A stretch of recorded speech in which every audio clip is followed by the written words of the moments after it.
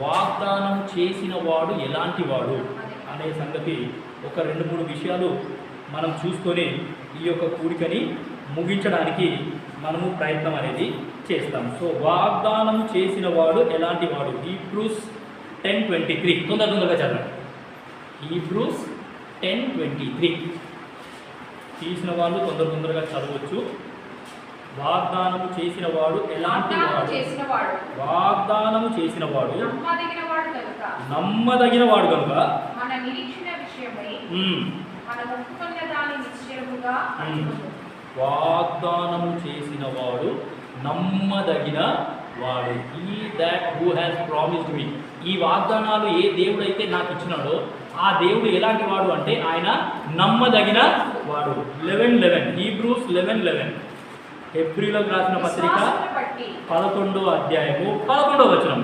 విశ్వాసమును బట్టి సారాయి వాగ్దానం చేసిన వాడు నమ్మదగిన వాడని ఎంచుకొనేను కనుక తన వయస్సు గతించినదైనను గర్భము ధరించుటకు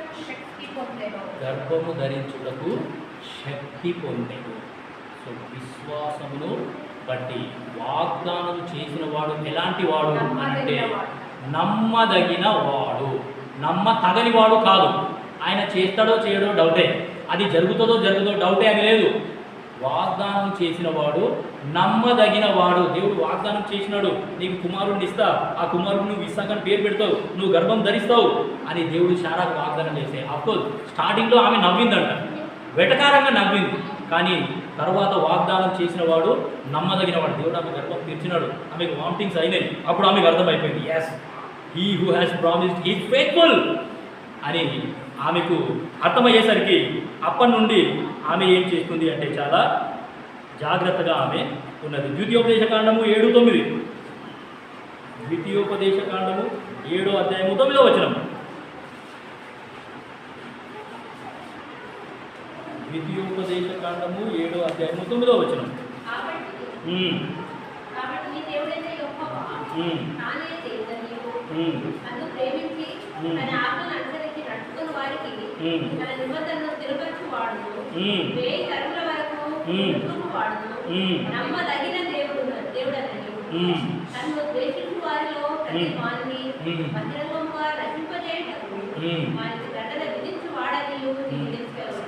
నమ్మదగిన వాడు. సో ఏ దేవుడైతే నాకు ఈ వాగ్దానాలు ఇచ్చినాడు ఆ దేవుడు ఎలాంటి వాడు అంటే నమ్మదగిన. ఇది మొదటిది. సరే, హీ ఈజ్ ఫెయిత్ఫుల్ అంటే ఈ దేవుడిని మనం నమ్మొచ్చు, ఆయన చెప్పింది ఖచ్చితంగా చేస్తాడు. ఇప్పుడు రెండోది చూడండి, రోమా 4:21 అక్కడ ఇంకోటి ఉంది. వాగ్దానం చేసిన వాడు ఎలాంటి వాడు? రోమా 4:21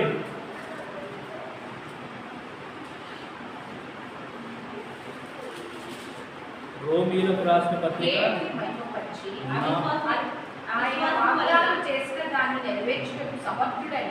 ఆయన వాగ్దానము చేసిన దానిని నెరవేర్చుటకు సమర్థుడని రూఢిగా విశ్వసించి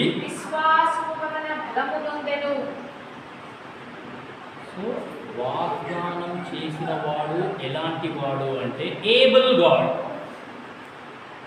సమర్థుడు. ఆ వాగ్దానాన్ని నెరవేర్చడానికి ఆయన సమర్థుడు. He is able to fulfil that promise అనేది నీకు నాకు ఇక్కడ అర్థమవుతుంది. దానియేలు గ్రంథంలో కనుక మనం చదివినాం అనుకోండి, అక్కడ ఆ దానియేలుకు 3 ఫ్రెండ్స్ ఉన్నారు. ఆ యొక్క 3 ఫ్రెండ్స్ని మీరు నా మాట వినకపోతే మేము మిమ్మల్ని అగ్నిలో కాల్చేస్తాం అని వాళ్ళని బెదిరించినారు. 3:17లో ఉంటుంది. దానియేలు 3వ అధ్యాయము 17వ వచనంలో ఉంటుంది. వాళ్ళు చాలా మంచి మాట పలుకుతారు. ఈ ఏబుల్ గాడ్, ఏబుల్ అనే మాట దానియేలు గ్రంథంలోనే ఎక్కువగా వచ్చింది. ఏబుల్ ఏబుల్ ఏబుల్, సమర్థుడు, లేకపోతే శక్తిమంతుడు, లేకపోతే తప్పించగలడు అనే మాటలు మనకి ఇక్కడ చూస్తాం. 3:17 డానియేల్, మేము సేవించుచున్న దేవుడు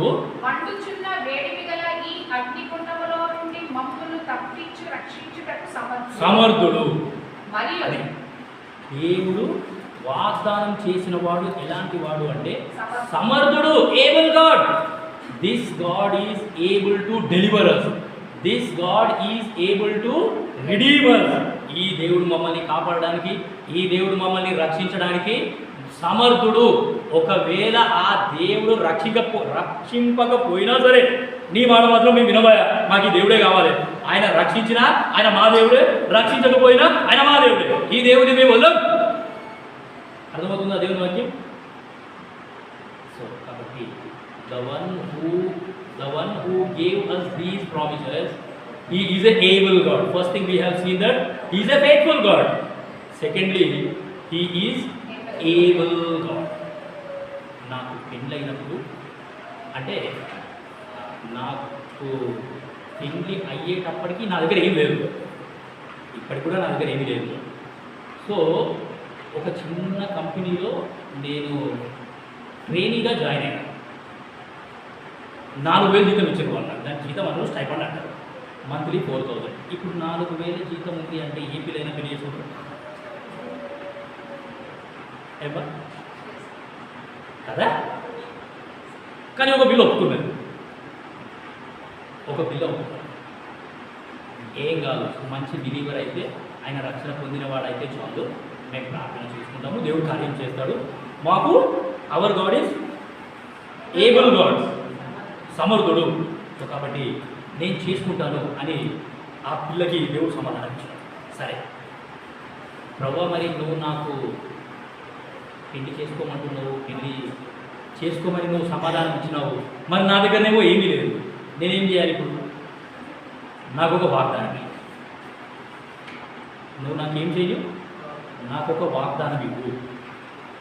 131:3 Psalm 131:3 ఇది నా మ్యారేజ్ ప్రామిస్, నా వివాహం కొరకు దేవుడు నాకు ఇచ్చిన వాగ్దానం. ఏంటి అంటే 131వ కీర్తన 3వ వచనం. ఎంత మంచిగా ఉందో చూడండి దేవుడి వాగ్దానం.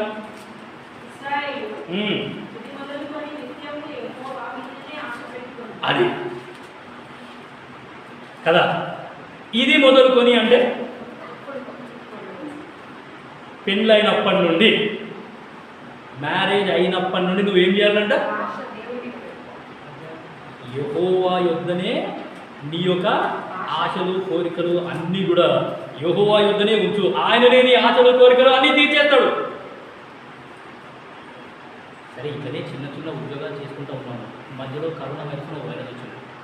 ఆ వైరస్ని బట్టి నా ఉద్యోగం పోయింది మధ్యలో. సరే ఉద్యోగం పోయింది, ఇంట్లో 9 months, ఆల్మోస్ట్ 10 months నేను ఉట్టిగానే ఉన్నాను, ఉద్యోగం లేదు, ఏం లేదు. అయినా సరే నేను దేవుడు నాకు ఇచ్చిన వాగ్దానం నేను మర్చిపోయాను. ఇంట్లో ఎటువంటి పరిస్థితులు ఉన్నా సరే, నేను మీకు ఇంతకుముందే చెప్పినాను, నా చిన్న బాబుకి 12 సార్లు ఇప్పటికే ఫిట్స్ వచ్చింది. సో వాటికి ఫిట్స్ వచ్చినా సరే ప్రభువా 131:3 నాకు తెలియకుండానే ఆ వాగ్దానాన్ని దేవుడు నాకు గుర్తు చేస్తూ ఉంటాడు. ఇది మొదలుకొని నిత్యము యెహోవా మీదనే ఆశ పెట్టుకో, నువ్వు యెహోవా మీదనే ఆశ పెట్టుకో అని చెప్పేసి ఆ వాగ్దానమే నాకు గుర్తొస్తాడు. ఆ వాగ్దానం నిజంగా చాలా ధైర్యాన్ని, చాలా ఏమంటే ఓదార్పుని నాకు అనుగ్రహిస్తున్నాడు ఆ వాగ్దానం ద్వారా. సో కాబట్టి వాగ్దానం చేసిన వాడు ఏబుల్ గాడ్ అనేది మనకి ఇక్కడ అర్థమవుతుంది. సరే 2 Peter 3:9 మూడోది, 2 పేతురు 3వ అధ్యాయం 9వ వచనం. 2 Peter 3:9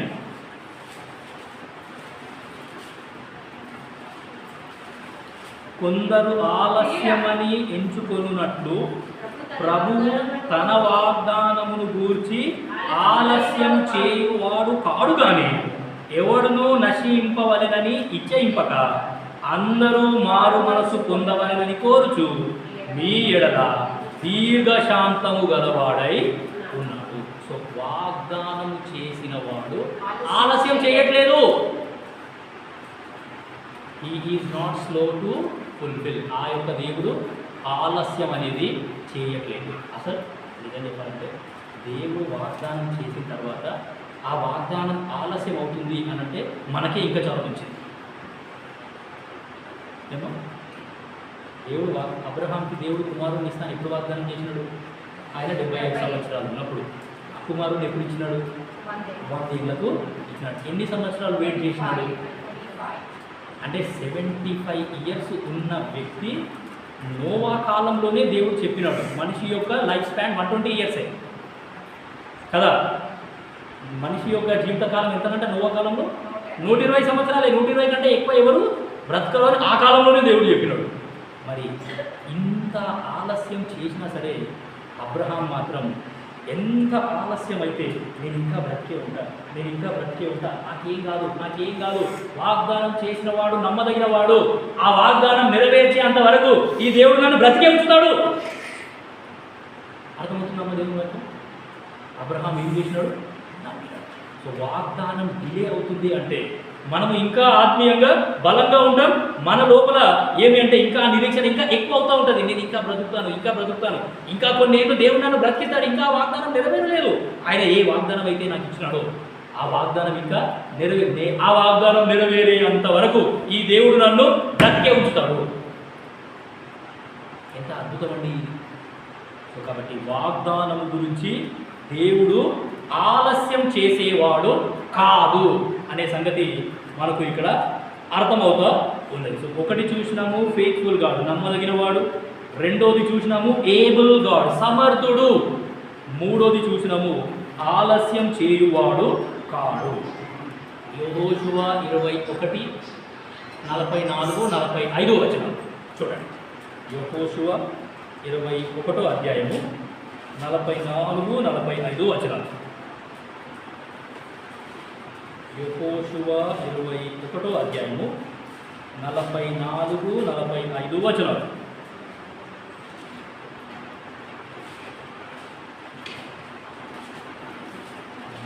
యెహోవా వారి పితరులతో ప్రమాణం చేసిన వాటన్నిటి ప్రకారము అన్ని దిక్కుల యందు వారికి విశ్రాంతి కలుగజేసినది.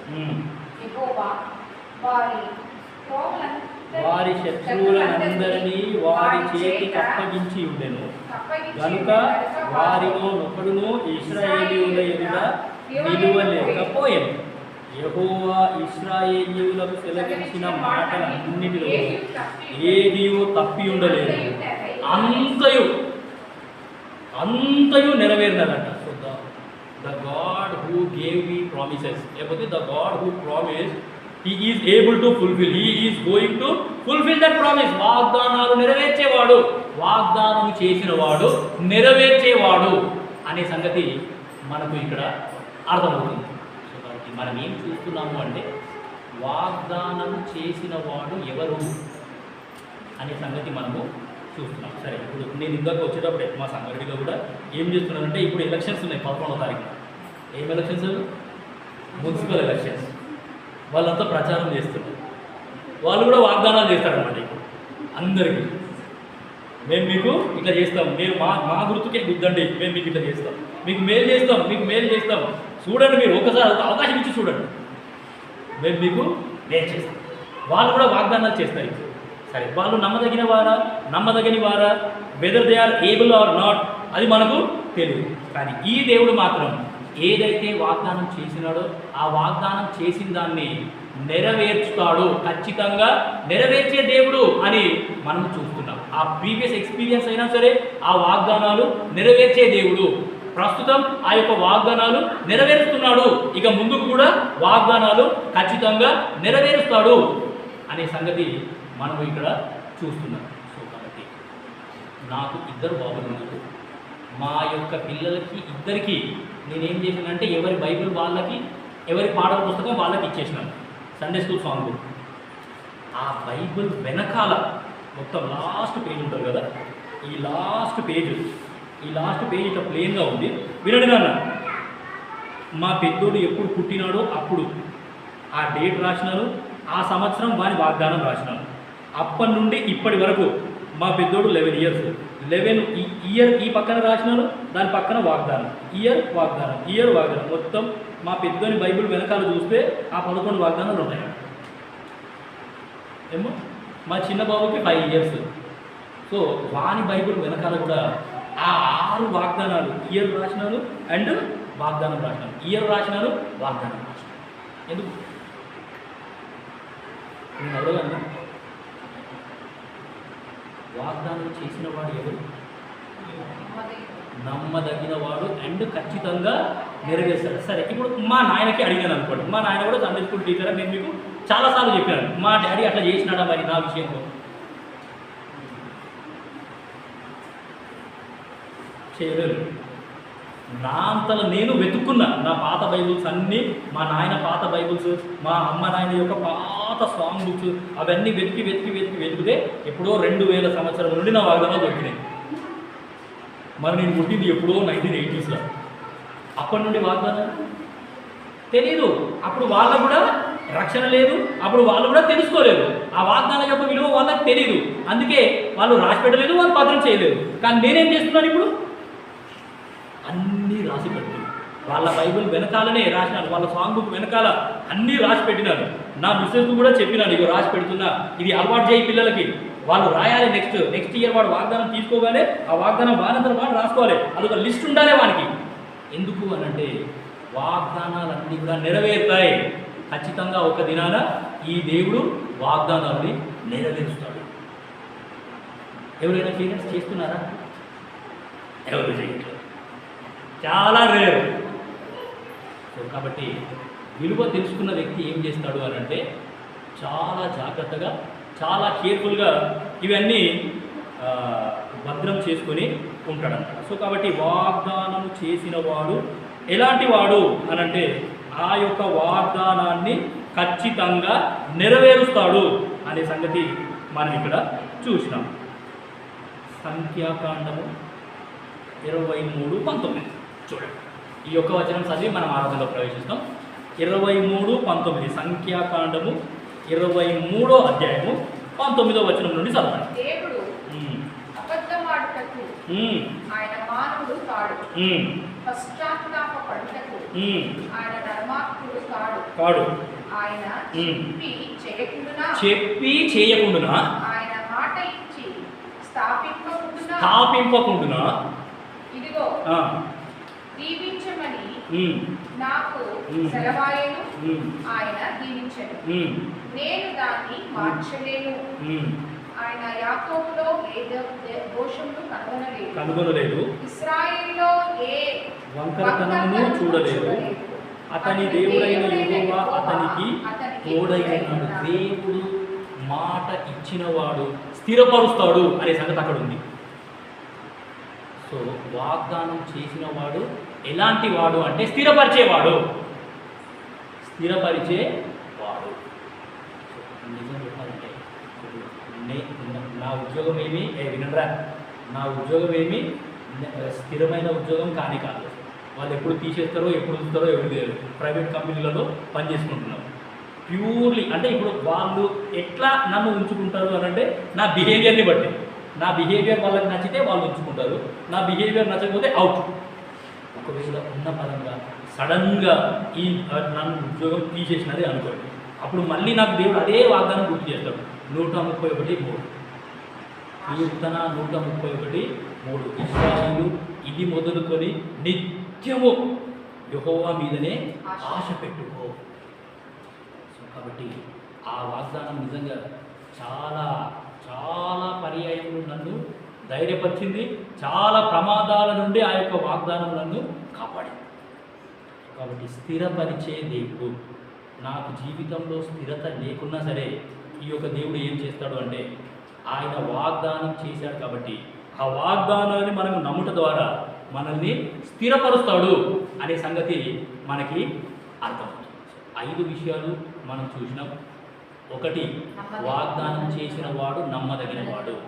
2, వాగ్దానం చేసిన వాడు సమర్థుడు. 3, వాగ్దానం చేసిన వాడు ఆలస్యం చేయట్లేదు, ఆలస్యం చేసేవాడు కాదు. దాని తర్వాత 4, వాగ్దానం చేసిన వాడు ఖచ్చితంగా నెరవేరుస్తాడు. మాట తప్పే దేవుడు అసలు కానే కాదు, మాట తప్పినట్టు అసలు లేదే లేదు. 5, వాగ్దానం చేసిన వాడు స్థిరపరిచేవాడు. కాబట్టి ఈ 5 మాటలు మనం గుర్తుపెట్టుకుంటాం. సో ఎవరైనా సరే ఇంకా మీరు రక్షణ పొంది ఉండకపోతే, సో ఫస్ట్లోనే నేను చెప్పినాను, యాకోబు యొక్క 10 మంది అన్నలు వాళ్ళు యోసేపు యొక్క 10 మంది అన్నలు వాళ్ళు దొంగలు, హంతకులు. వాళ్ళు హంతకులను మార్చిన ప్రేమ యేసు ప్రేమ. యేసుక్రీస్తు ప్రభుల వారి రక్తం అనేది ఎటు